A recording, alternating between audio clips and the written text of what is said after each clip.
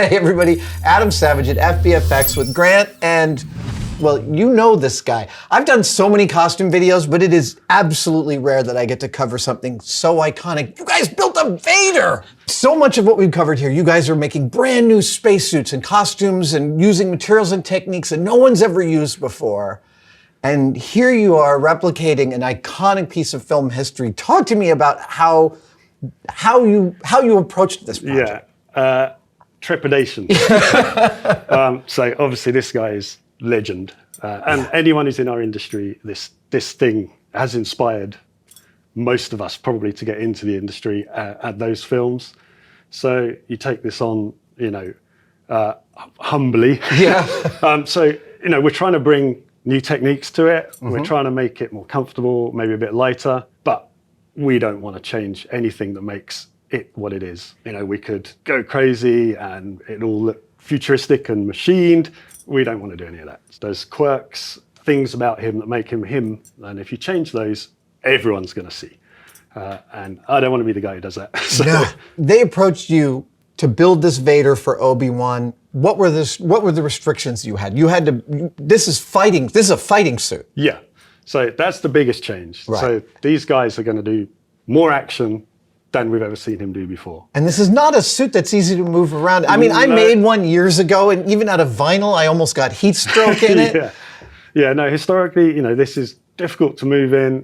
We've seen him, he's menacing, he moves slowly, but he's going to be fighting Obi-Wan. So, it's going to get, a lot more action. The saber play is going to be a lot more involved. So, we've got to make sure everything's secure, nothing's flapping, moving. These helmets have got to stay on. He's going to be able to see somehow. On the face of it, you think you're just replicating a thing. There's actually a lot to think about. The way it's layered, the way it's put together is slightly different from previous versions. Oh, interesting. Probably more complicated to put on because we're strapping things down, we're keeping things in place.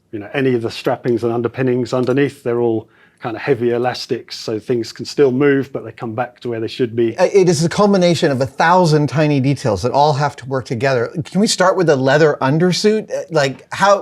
What were the complexities that surprised you? So we looked at endless photos, obviously. Lucasfilm supplied us with loads of great reference material. And just the simple fact of getting the sheen to match, getting this crinkling to crinkle just right, but not be too crinkled. No way, the crinkling is... Yeah, so some of this crinkling, it's all this leather's been selected and then it's been hand worked. Each part, each skin of leather's been hand worked, and then when it's sewn in, these crinkles have been deliberately sewn in so that they stay put. No way. When this quilting's done, it's already kind of pre-crinkled.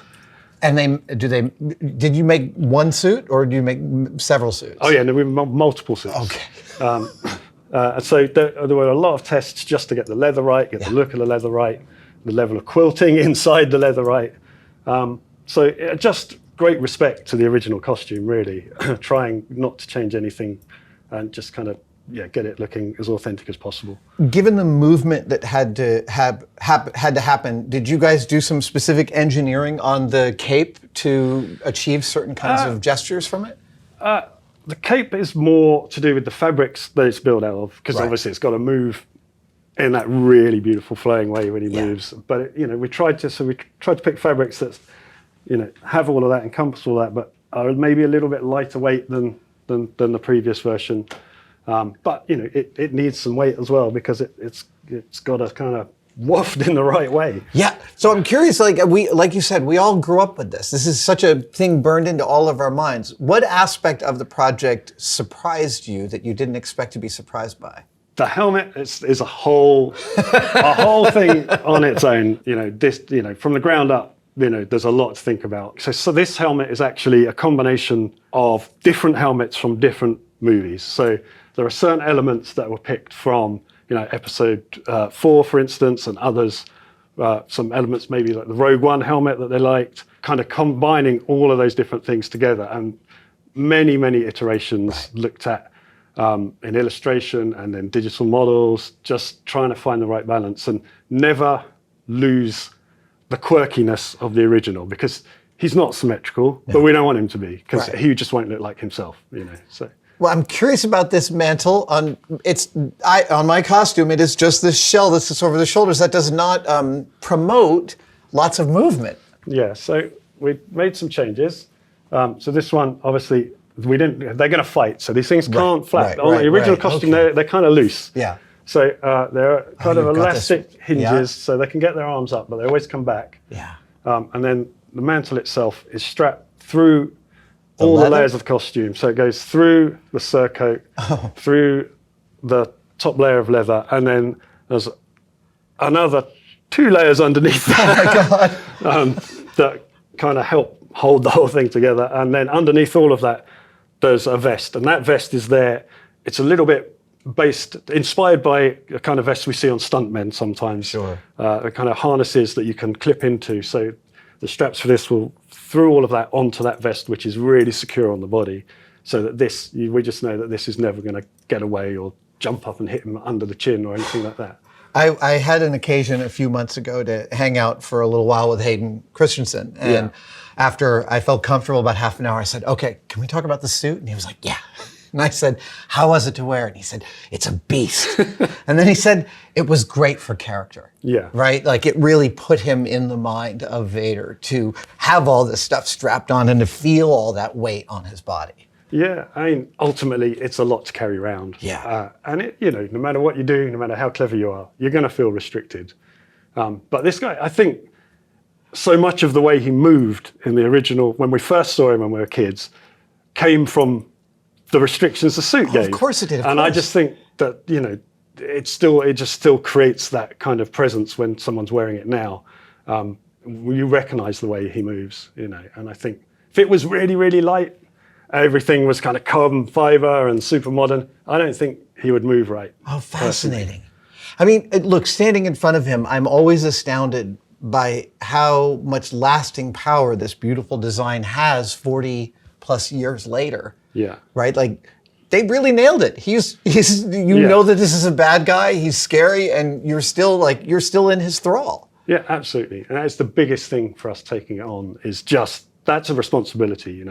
We know we've got to make some changes, and we're obviously all those changes are, discussing with Suttirat, who's a costume designer, and Doug Chang at Lucasfilm, that everything's signed off. But ultimately, when we're building it and making it, if we get it wrong, we've got it wrong. And I don't want to, I've looked for my whole life to do this. I don't want to look back and think, oh God, Look, a lot of times when you're going through the design process with the studio, because you're working on new costumes, you're going for a target. No one knows quite what the target is until you get there. Yeah. But in this case, the target is really clear. It sounds the way you're describing it that Lucasfilm was a great partner in finding that right target. Yeah, absolutely. It's not something you would want to do without those guys backing up and helping you kind of navigate through what not to do and what they really want. And it's an educational process for you and them, right? Because you're showing them what's possible with the technology, what they want to achieve, and you're also still trying to get back to that OG fix. Yeah. So this is it. I mean, and ultimately you have to bow to their years of experience and knowledge and looking after, the legend of this guy. So, if we want to move a thing a little bit that way, maybe we shouldn't just go ahead and do it. We better make sure that everyone agrees, So. And the lighting, I'm assuming you guys are very sophisticated with your lighting. You're able to adjust it all to camera. So is that the same here? Each of these bulbs is minutely adjustable? Yeah, pretty much all of this you can turn out individually and dim individually. So they can do all that from a lighting desk. So this is all got each piece has got a controller in that is addressable by DMX, which is kind of industry standard. Yeah. Oh, there we go. There you go. Somebody's. And are you 3D printing or machining these buttons? And I mean, these guys look fantastic. They look like the original buttons. Yeah. So again, you can't just easily go to the shop and buy the old parts anymore. So we had to recreate them digitally, print them, clean them, remold them, recast them. Oh, and remolding them meant color timing the green perfectly. Yeah. Lots and lots of prototyping, lots of experimentation, just trying to get the colors right. Same as when we were working with the leather, just all the different tests just to get it just right. Can we talk about the asymmetrical silver paint on the face? Yeah. That's one of my favorite details about Darth Vader that most people don't see until someone tells you to look for it. Yeah. So these panels are, one is painted and one is not. Yeah, so we've got obviously the glossy black, but there's actually like a dark metallic grey.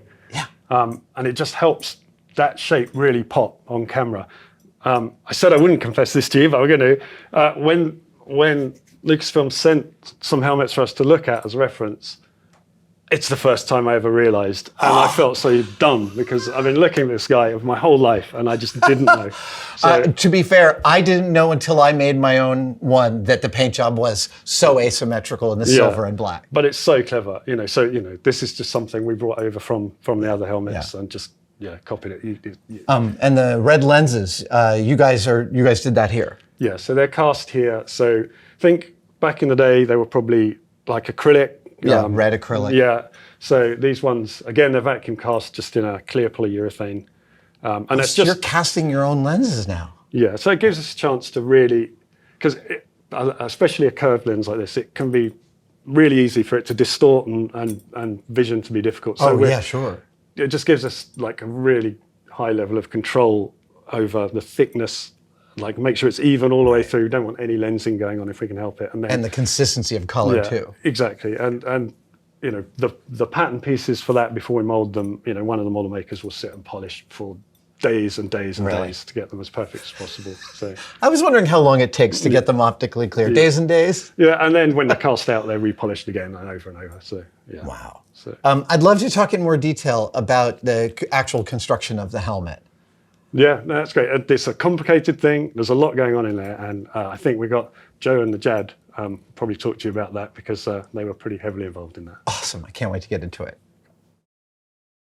All right, guys, I'm so distracted already by how beautiful this split in the helmet is. But before we get to that, I just want to know how you even start working with Lucasfilm to make a set of such iconic helmets. So initially, I get given a pretty accurate, well, it'll be the helmet, and then that'll get scanned in 3D. Okay. And then I'll use it in my program, which is ZBrush, and I can take it into there, clean it up, like remodel it, and work with the costume designer and make some different versions, made many versions of this. Now, when you say these different versions, what are the aspects that you're looking at with each of these? Oh, wow, this one looks really weird. So it is making one symmetrical, then making the eyes match or one look like the other one, and then you take this vent from one's bigger, and then you move it to the other one, and try and like adjust it ever so slightly to then make the final one. And the whole goal is you're trying to get it to look right, but what is right is a moving target? Yes. Amazing. And I'm just fascinated by how weird it looks when it's perfectly symmetrical. Yeah, when it's perfectly symmetrical, it doesn't quite work. So the idea is to make it somewhat symmetrical. It's not symmetrical, but obviously you need to keep the look of the original, and then you just like modify it slightly, but leave the bumps of the original in there. You got to have Darth Vader's helmet in your computer. It was very good fun. What was the most difficult part for you of working through this process? It's to be honest, it's working with the parts. There's lots and lots of parts involved in this, and because none of them are symmetrical, you have to make one bit to make the other bit asymmetrical, and then introduce them all together in the entire helmet so it actually works. So it is like this soup of different parts that don't quite match that all have to join and create. Pretty much, yeah. This thing that we all know what it should look like. Indeed, yeah. In normal 3D work, you make one side, it then makes the other side. You only have half the work. This is probably the whole work. It's an amazing education, isn't it? In learning about a character you think you know so well. Yeah, exactly. You think, when you see it on the screen, you're like, that's asymmetrical, but it's actually made by hand initially, and it's difficult to make symmetrical things by hand, and that's how it developed, basically. So you guys are working over Zoom and over email. How long was the iterative process of coming up with a final helmet design in the computer? That's a good question. That is many weeks, if not months. Oh man. Once it is done in the computer, how does it then become reality? Do you 3D print the first masters? So we usually start off by getting a print done, but quite often, especially with something like this, where there's this is the most established of established costumes. Sure. Like even people who aren't into Star Wars know what Vader looks like. And he very quickly, as you pointed out with the symmetry, he can very quickly start to look incorrect. So actually what we do is we do print out, but we do very quick rough prints. So we can kind of get it into the reel. So it's when it's zeros and ones, you never quite get the full feel for it. So we kind of started by just doing what we call rough prints, which are very, very quick prints, just so we can see what it looks like in the reel. You can stand around it, you can look at it from different angles, which you can do in 3D, but it just adds something when it's an analog thing. And that gives you more perspective for your 3D drawing as well. Yeah, getting something back and being able to see it in real life gives you more places to work on. And you didn't just work on the outside too. You're modeling. I mean, the inside of Vader's helmet is a known quantity. We've seen it in a few movies. So this is also all modeled by you? Not modeled by me. I made the shell. Right. But other parts on the inside were modeled by someone else. Oh, okay. They were modeled by a model maker called Vasily, who did all of the work on it. The harmonica's like already established. Right. Because obviously at the end of Empire, you see that. So that is an icon, and also it's a very iconic scene. So that's people know what that looks like and also can look it up. So having to copy those elements is also a massive part of when you're doing the modeling for the dressing scene that appeared in Obi-Wan. So you've got to come up with the perfect simulacrum of the thing, and then you've got to destroy it. And the helmet is in 3 parts, is that right? So yes, it's we boiled it down to the 3 parts, which is the dome itself, you have the jaw, and then you have the face. We also, on top, that is the main exterior parts, but then on the interior, we also have a head cradle and other elements which allow it to attach to the actors' heads. Oh, right. That's right. Let's talk about that. That's this system, right? Yes. Okay. Because on my Vader helmet is literally a piece of Velcro with like a, that circular cap, and it spins all over the place. Yeah. You guys couldn't have that. So, as people have said, this is the fighting Vader. So making everything attach to the helmet was a big element, and making it nicely comfortable and sit on the actor's head is a big element as well. And also the top of Vader's helmet, the iconic look, is very far away from the top of a normal head if you back mount the eye line. So we had to find a way of filling that space without adding a humongous amount of weight as well. And one of the techniques that we found with this is by using magnets, you can then remove these elements. This is a very rough print here, but it gives you an idea of the technology. And also it locates then, so you don't have... It just stays stays where it's meant to stay, which helps with dressing and everything like that as well. It means that then you're not having to reshoot scenes because the helmet's spun or it's not sitting correct and things like that. So it also helps with turnaround time. That's nice, because the actor inside the suit can't tell it's not pointed in the right direction. Okay, so I'm looking at this and I'm looking at this and I see all this exposed flesh. How does that problem get solved? There's not a lot to hold on to. I think Joe did a very rough version of this on the helmet. And the split, you mean? Yes. Yeah. Okay.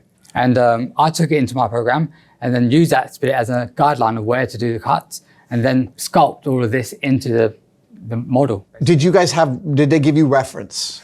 So we were given a digital reference, which is one of the beauties of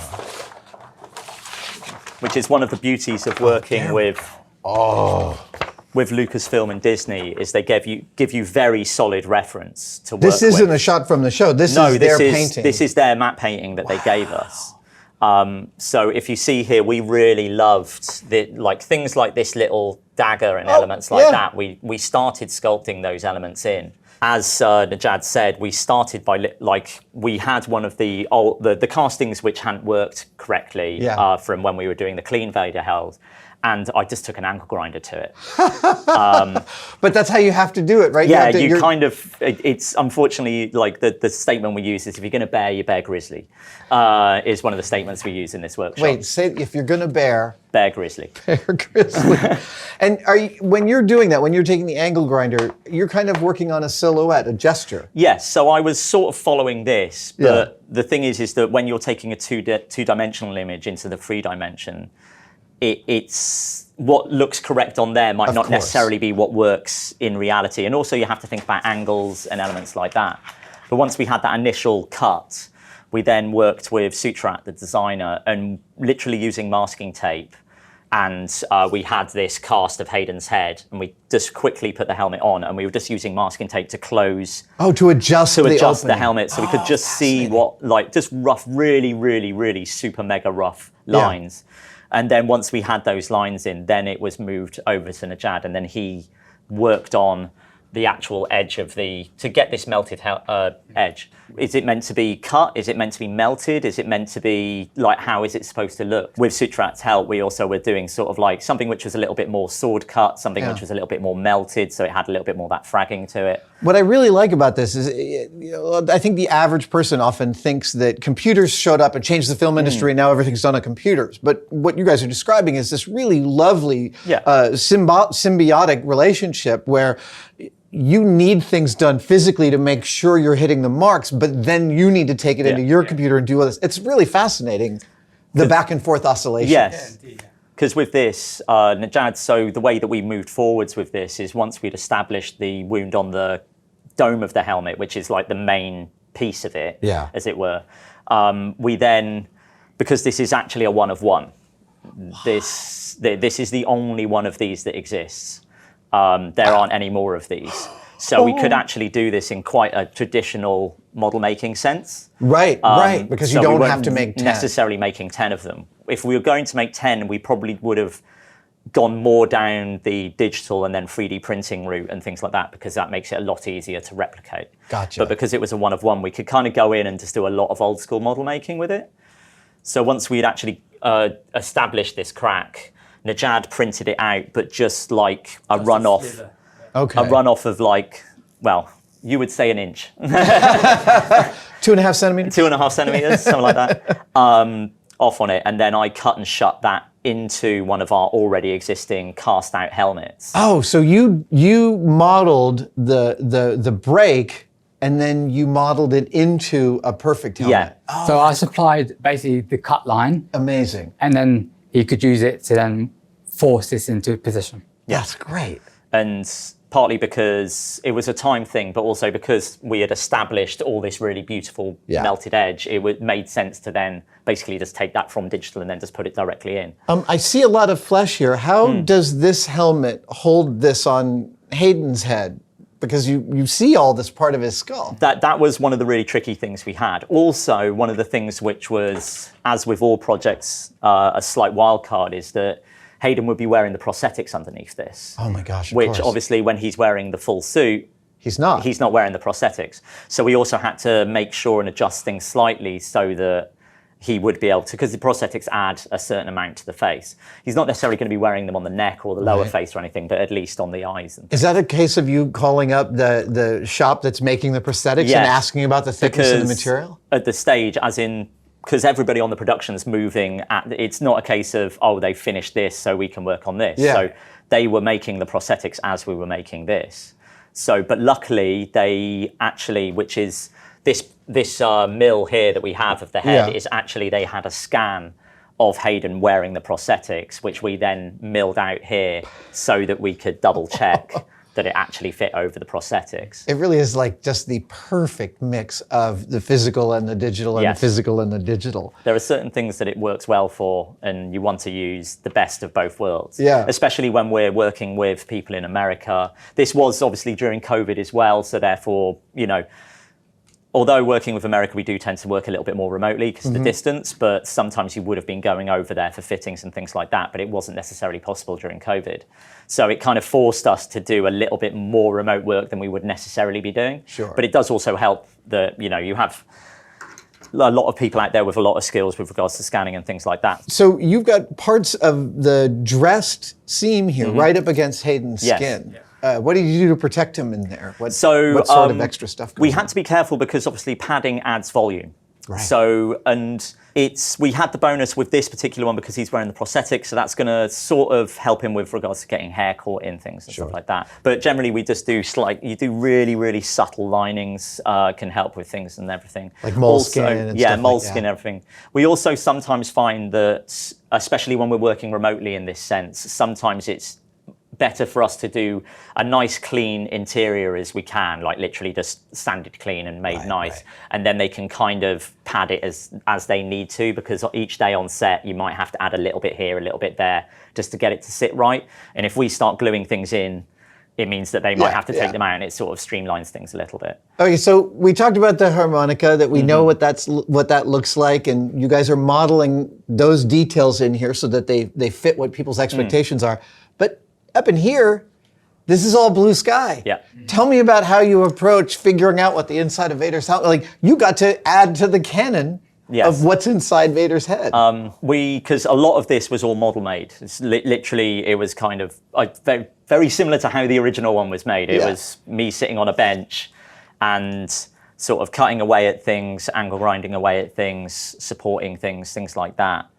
And we actually found that some of the elements in there are built on the initial cradle that was holding the helmet, which is actually a purely functional part. This thing. Oh, okay. Oh, that's great, of course. Because we needed to have that in the helmet to make it work. Yes, yeah. And removing that would have created a whole bunch of new problems, which would have taken a lot more. Because we needed to make this still as a functional helmet. It still needs to be able to come off and on and everything like that. So we sort of started building in elements and then dressing in elements and things like that. I had a few days of where you're kind of just staring at it, just like, trying to work out the correct way to approach the problem. And then after a while, you kind of just... You make your first cut. As I said, you pick up the angle grinder and you just... So I, in my life and my career, I have burnt and seared and set fire to many things. And I'm a maker, so I've worked with a lot of burnt metal. And when I look at the paint job here of this split, the blues and the coppers really speak to me that it is a material I've never encountered before. And I'm wondering, as the painting is happening, that's what you're going for? Are you looking for something that feels that kind of new and foreign? Well, we sort of, working with Suttirat and also looking at the thing and also making an educated guess about what had caused the wound, we assumed that it was going to be like something hot that would have caused the wound. So we wanted you've got some wonderful bubbling up here that looks just like that. And we wanted to bring in a bit of that sort of the rainbowing that you get when you cut steel or particularly titanium.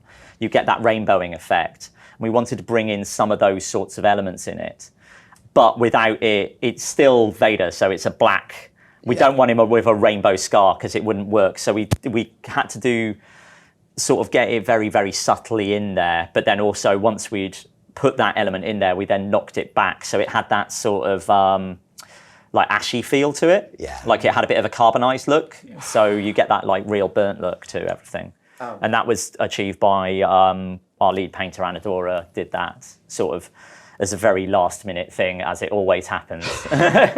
So one of the other little subtle changes that we did on this is this actually has a black lens in it. Oh, okay. Or very dark, very, very dark grey, as Batman would say. Because although Vader has the orange or red lenses in his true helmet, you don't actually see that when he's on screen because it reads all as black. Right. But we found that when we had the yellow lens in this, because you have this massive open void, it lit into the back of the helmet and it just gave him a big orange eye. So we actually had to subtly change that as well, just to give it that flatness. And obviously because he's got half of his helmet missing, vision's not as much of an issue as if he's wearing the full true helmet as well. I'm curious if there's a part of this helmet that's still, like, you look at it and you think, oh, I was so stressed out by that part. The main thing is probably the asymmetry. Yeah. Obviously, I'd love it to be symmetrical, but that doesn't quite work. So really just getting feedback from someone else, knowing that it looks all right and you're moving in the right direction is probably ideal. It must have felt good when you finally got there. Yes. So I have to tell you, I watched this episode of Obi-Wan Kenobi, and I didn't know that FBFX had built this prop. I was watching it going, oh, we're looking at the inside of Vader's helmet. Then on this trip, I found out that you guys built it. It is truly magnificent work. And am I right that getting this perfectly, really beautiful black finish is just totally easy? Oh yeah. Mirror black is the easiest finish to get. That's 5 minutes work. It's truly magnificent work, guys. Amazing.